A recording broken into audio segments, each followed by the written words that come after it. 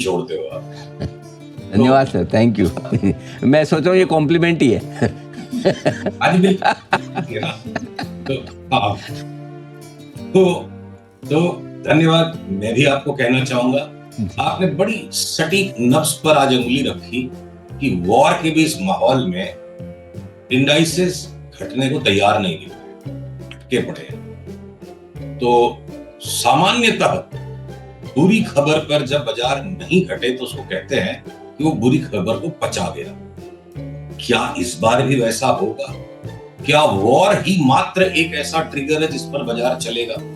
उसके पहले आपके इस प्रश्न के साथ में इस कोलाज को कुछ और बिंदुओं को जोड़ थोड़ा सा ग्लोबल मार्केट्स की तरफ हम नजर एक झुकाली मार के देखें। अगर US 10 year bond yield rate अगर कैश के अंदर में कोई को बाई एंड होल्ड रखना है तो अब सीक्वेंट साइंटिफिक को हमारे यहाँ 2-3 दिन पहले बड़ा बाई कॉल आया, मिसाल अगर देखो लेके बैठ जाओ 2-2.5 गुना भाव। और बेचने की लिस्ट शॉर्ट टर्म ट्रेडिंग में मैं आपसे वीक टू वीक मिलता हूँ, ज्यादा लंबी है। तो बेचने की लिस्ट में बजाज ट्विंस पर अब कुछ लोगों को हम हास्यास्पद लगते हैं, कुछ लोगों को विवादास्पद लगते हैं। हम भाई कुछ नहीं है, जो हमें चार्ट बोलेगी वही हमें करना है, वही हमें बोलना है। रॉन्ग हो गए तो स्टॉप लॉस कट जाए।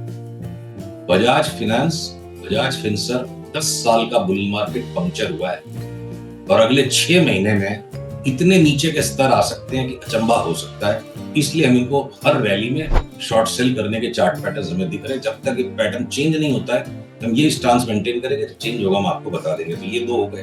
प्राइवेट सेक्टर बैंक्स में कोटक महिंद्रा में 3 सप्ताह पहले से कह रहा हूं कि बहुत गिर सकता है, बहुत गिर सकता है। तो हास्यास्पद और विवादास्पद और ट्विटर की ट्रोलिंग का और सौदा हम बड़ा कर लेंगे। अब कोटक महिंद्रा बैंक के बैकवर्ड लुकिंग फंडामेंटल्स भी कंफर्म करने लग गए। तो 1400-1500 का भाव कोटक महिंद्रा में जो हमने निकाला था बरकरार है, उसको रातों रात नहीं है। तो कोटक महिंद्रा बैंक पीछे 300-400 रुपए अगर आईसीआईसीआई बैंक में निकल जाए तो शॉर्ट सेलिंग का बढ़िया कैंडिडेट है। एचडीएफसी बैंक में 300 यहाँ से निकल जाए। इंडसइंड बैंक की जो रैली होनी थी हो गई, नया 2 साल का वापस बनेगा ऐसा पिक्चर लगता है। और एक्सिस बैंक भी चार्ट चरमरा रही है। तो 4-5-6 large cap private banks, Bajaj Finance, Bajaj Finserv. अब इंश्योरेंस के स्टॉक्स में अनिल जी हमने लास्ट 3-4 महीने तेजी कराई। अब एसबीआई लाइफ और एचडीएफसी लाइफ में take profit and go short अगर सिग्नल आ गया तो मैं उस सिग्नल के हिसाब से चलूंगा। पाकिस्तान के साथ वॉर होगा कि नहीं, वॉर होगा तो कितने दिन चलेगा, होगा तो क्या होगा, बाजार को वॉर बताएगा। न्यूज़पेपर पढ़ने का मजा अलग है, सौदा करने का मजा चार्ट देख के अलग। खबर का भी मजा लीजिए, भाव का भी मजा लीजिए। तो हम लोग अब भी फिलहाल सारे फाइनेंशियल्स में शॉर्ट हो रहे हैं। रिलायंस ने बड़ा टॉप बना दिया है। आज अगर ये 1425 के ऊपर बंद नहीं होता है तो हम रात को इसमें शॉर्ट पोजीशन लेके जाएंगे। तो अलग अलग स्टॉक्स में अलग अलग सेटअप्स बन रहे हैं। अगर रिलायंस और एचडीएफसी बैंक जैसे शेयर बहुत तेजी से घटने हैं तो निफ्टी तो कमजोर हो ही जाएगा फिर।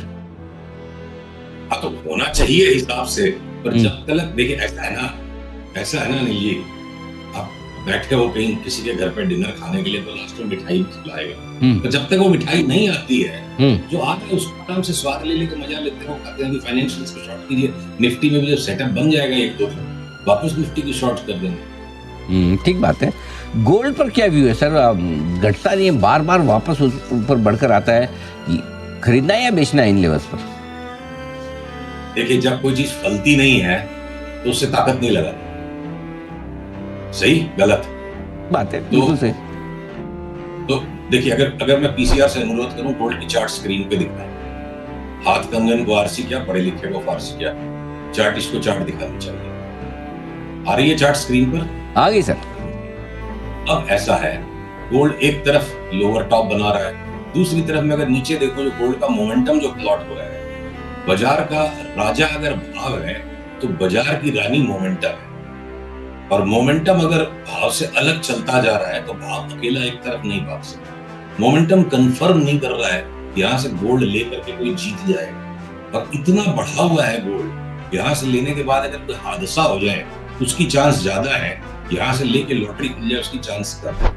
इस वजह से एक हमने लिस्ट में डाल दिया कि गोल्ड हमने लेके व्यापार करना ही नहीं, अगर सिग्नल मिलेंगे उनको बेच के व्यापार करना। इसका मतलब ये नहीं कि आप अपने घर में से जाके वाइफ की ज्वेलरी बेच दो, तो कभी हाथ ही नहीं लगाना चाहिए। वो आपकी वाइफ के बाद आपके बच्चों का है अगली जनरेशन का। मैं ट्रेडिंग की बात कर रहा हूँ।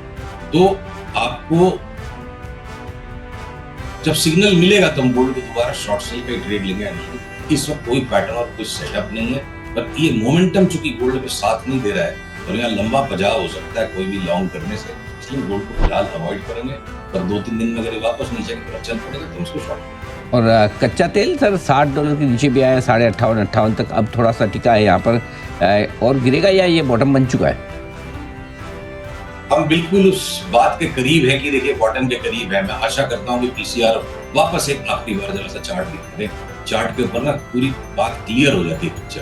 ये देखिए, ये जो 2 लाल लाइनें हैं, जब तक हम ऊपर वाली इस लाल लाइन के ऊपर नहीं चले, $65 के ऊपर जब तक नहीं चले, तो तेजी करके कोई शांति का सौदा मिल जाएगा, चांस कम है। और जब तक हम इस नीचे की लकीर के नीचे 54 के नीचे नहीं चले, यहां से कोई शॉर्ट सेलर को मजा नहीं। 54-65 के बीच में रोज की जॉबिंग करने वाला कर ले, 65 के ऊपर जब चले तो हमारे को अब क्रूड लेके व्यापार करने का मन है।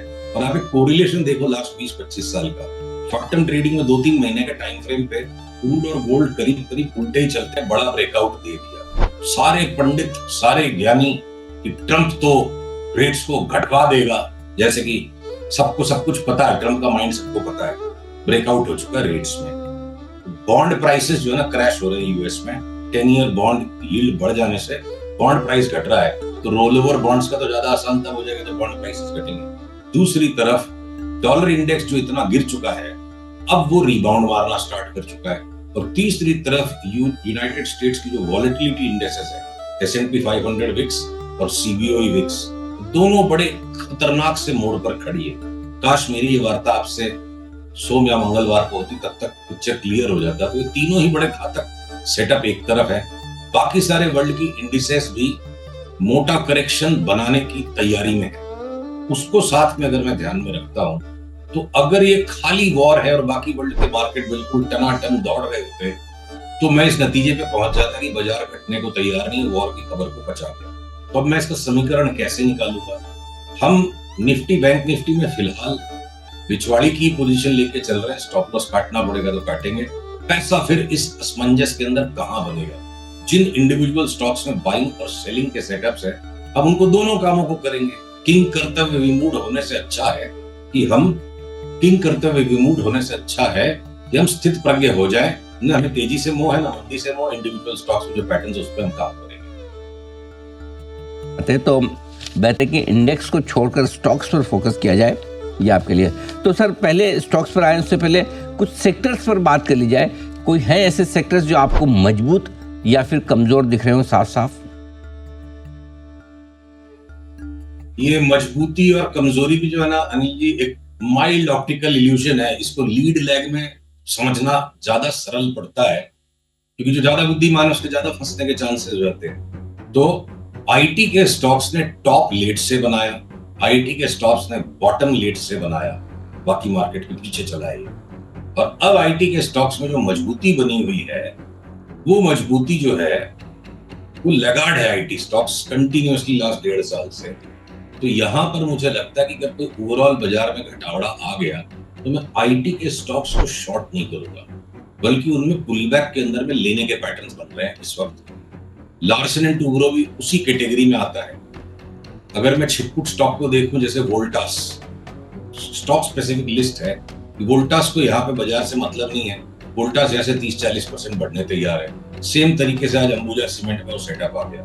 तो इंडिविजुअल स्टॉक्स हर एक सेक्टर में 1-1, 2-2 है। मैं लार्ज कैप्स की बात कर रहा हूँ। और ओवरऑल आपका आईटी का जो एक ये सेक्टर हो गया, और दूसरा एफएमसीजी, जिसमें हमने काफी स्मार्ट रैली को कैप्चर किया। अब एक बार एफएमसीजी में for the time being take profit चल रहा है, शॉर्ट नहीं करेंगे, उसको पुल बैक मिलेंगे। तो आपके सवाल का सीधा जवाब, आईटी और एफएमसीजी को हम शॉर्ट नहीं करेंगे, और पब्लिक सेक्टर बैंक्स को हम शॉर्ट नहीं करेंगे। 2-4 दिन पहले वो अचानक से एक ही दिन में 8-10% कोई पीएसयू बैंक्स गिर गए और लोगों ने ट्विटर पर उड़ा मचा लिया। 1-2 दिन का खेल अलग बात है, पर स्ट्रेटेजिकली 6 महीने का पर्सपेक्टिव आप लेके चलो, तो पब्लिक सेक्टर बैंक्स में लेके कमाने वाला जीत में रहेगा। शॉर्ट करने वाले को 1-2 दिन का मजा मिलेगा, पर कहीं फंस जाएगा। इन 3 चीजों को छोड़ करके